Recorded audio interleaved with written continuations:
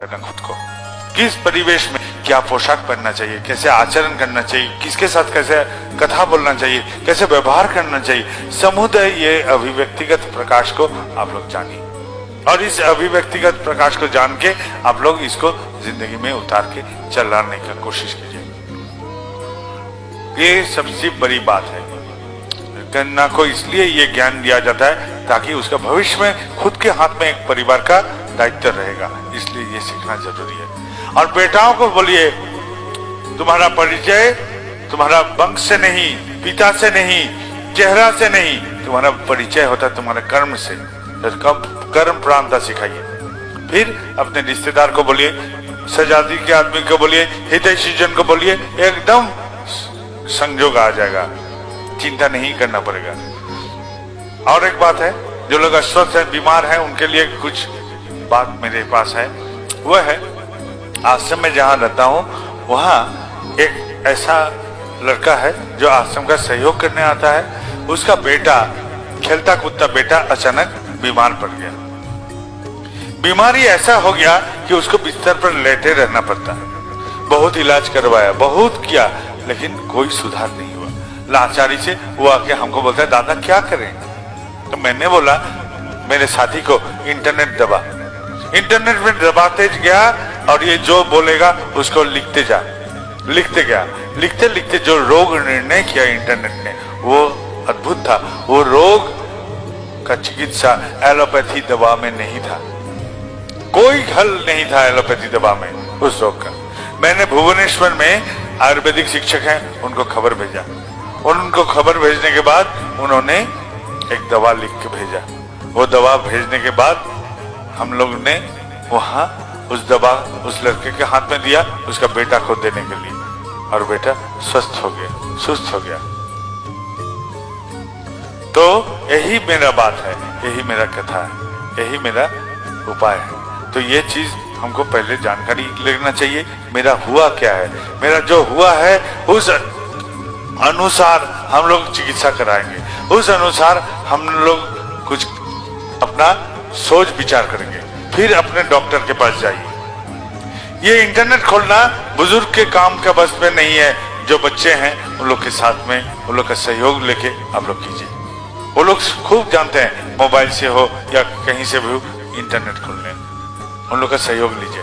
फिर क्या कीजिएगा, चिकित्सक का संधान कीजिए। वो लोग जो चिकित्सा बोलते हैं उसको पालन कीजिए और आनंद में रहने का कोशिश कीजिएगा। आनंद में नहीं रहने से किसी का रोग हल नहीं होगा। कोई भी चिकित्सा कराइए वो हल नहीं होगा। आनंद में रहना जरूरी है। जो भी हुआ है मैं आनंद में हूँ, ये आनंद होना जरूरी है। क्यों? क्योंकि जिंदगी है तेज बहाव नदी जैसा। ये नदी में यदि कैसा होता है जीवन, तेज बहाव नदी, उस बहाव में यदि हमको नाव को ठीक रखना है तो नाव को हम पार का एक गाछ के साथ बांध देते हैं ताकि नाव भाग ना जाए। और ये जो बांधते हैं उससे नाव हिलता डुलता है तेज बहाव में, लेकिन भागता नहीं है। और वो बंधन जो है वही है मेरा दीक्षा। क्यों दीक्षा लें? क्योंकि मेरे संसार का जो स्थिति है, तो हम लोग को ये दीक्षा लेना जरूरी है मन का रक्षा के लिए। जीव से मेरा फर्क किसमें होता है? जीव से मेरा फर्क होता है मन से। मन से ही फर्क होता है जीवों से मेरा, क्योंकि जीव जंतु चाहता है आहार, निद्रा, मैथुन, लेकिन हम इंसान चाहते हैं इसके बदले और कुछ। हम लोग चाहते हैं मेरा जिंदगी जो भी है, जहां भी है, उससे और बेहतर कैसे बने, जैसा हूं उससे और भी अच्छा कैसे रखूं। ये सोच मेरे मन मुझे देता है।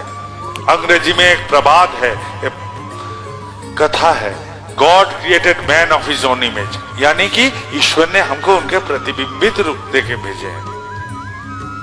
तो ये मन है उसका सबसे बड़ा अहम हिस्सा।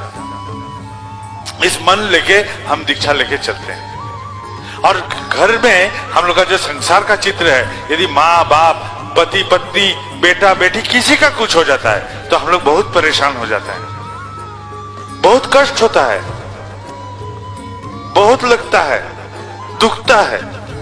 शरीर में नहीं, मन में। पति का देहांत हो गया तो पत्नी का मन की अवस्था कैसा होगा, जो अगले निवाला वो खा सकेगा।